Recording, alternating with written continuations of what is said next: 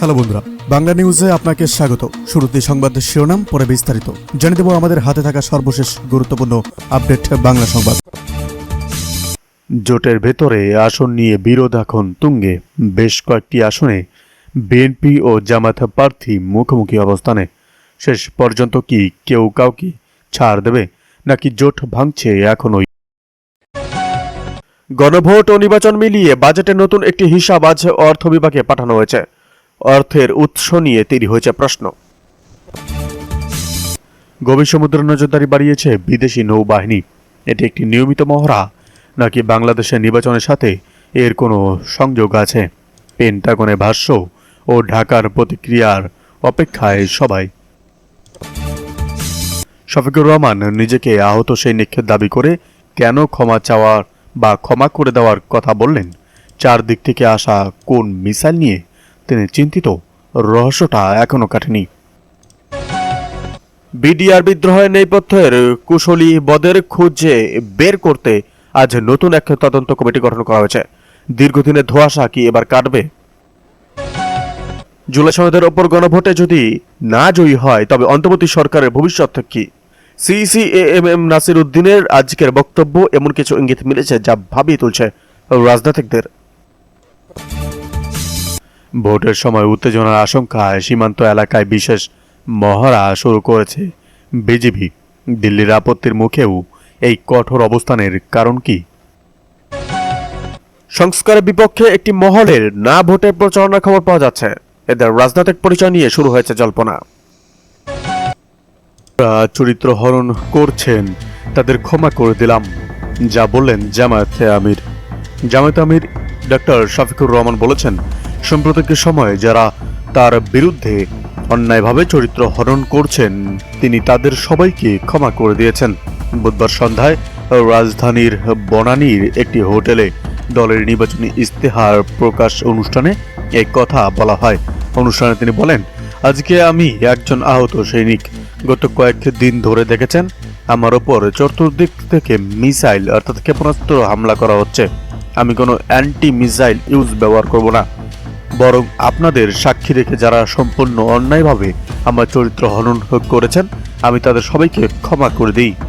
তিনি বলেন, প্রতিশোধ তার রাজনীতির অংশ নয়।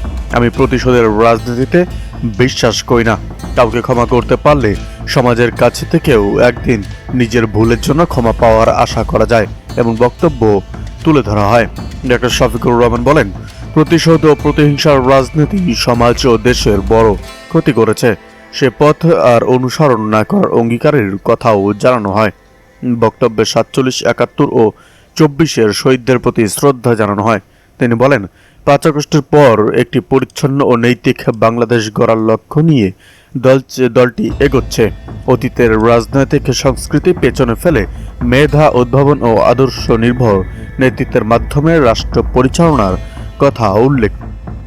এদিকে তারেক রহমানের সঙ্গে 11 রাষ্ট্রদূতের সাক্ষাৎ, নির্বাচন সহ নানা বিষয়ে আলোচনা। বিএনপি চেয়ারম্যান তারেক রহমানের সঙ্গে আজ সোমবার যুক্তরাষ্ট্র, কানাডা, ইউরোপীয় ইউনিয়নের রাষ্ট্রদূতের নেতৃত্বে 9 জন সহ মোট 11 রাষ্ট্রদূতের সঙ্গে সাক্ষাৎ করেছেন।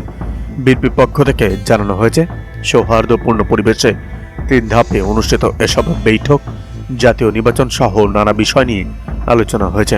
দিনের শুরুতে আজ বেলা 11টায় বিএনপি চেয়ারম্যান তারেক রহমানের সঙ্গে গুলশানে তার কার্যালয়ে সাক্ষাৎ করতে যান বাংলাদেশে নিযুক্ত কানাডার রাষ্ট্রদূত অজিত সিং। এরপর বিকেল 5টার দিকে সাক্ষাৎ করেন ঢাকায় নিযুক্ত রাষ্ট্রদূত ব্রেন ক্রেসন। আগামী দিনে সরকার গঠন করলে বিএনপির উন্নয়ন পরিকল্পনা কি হবে সে বিষয়ে রাষ্ট্রদূতেরা জানতে চেয়েছেন। এছাড়া দলের 31 দফায় বিভিন্ন বিষয় নিয়েও আলোচনা হয়েছে।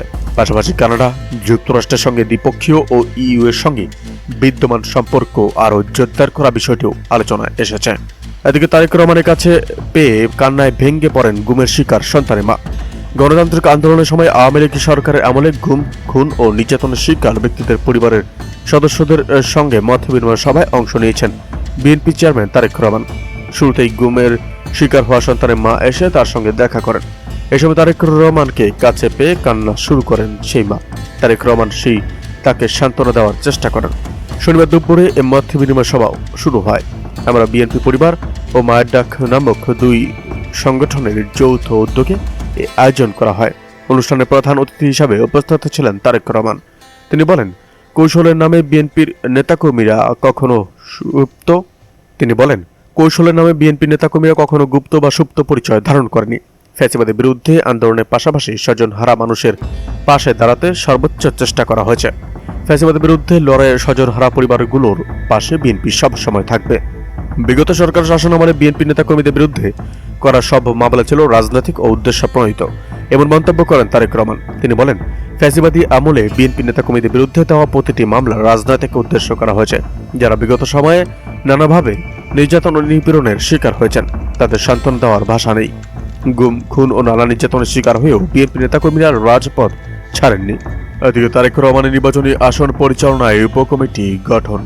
আসন্ন ত্রয়োদশ জাতীয় সংসদ নির্বাচনকে সামনে রেখে বাংলাদেশের জাতীয়তাবাদী দল অর্থাৎ বিএনপি চেয়ারম্যান তারেক রহমান আসন ঢাকা 17 আসনের জন্য তারুণ্যের শক্তি নির্বাচনী উপকমিটি গঠন করা হয়েছে। সোমবার শিক্ষার্থী, সামাজিক সংগঠন ও বিভিন্ন পেশাজীবীদের সমন্বয়ে গঠিত 117 সদস্য বিশিষ্ট নির্বাচনী পরিচালনা উপকমিটি অনুমোদন দেওয়া হয়। এ কমিটির অনুমোদন পত্রে স্বাক্ষর করেন ঢাকা 17 আসনের নির্বাচনী পরিচালনা কমিটির প্রধান সমন্বয়ক বীর মুক্তিযোদ্ধা আব্দুল সালাম। অনুমোদিত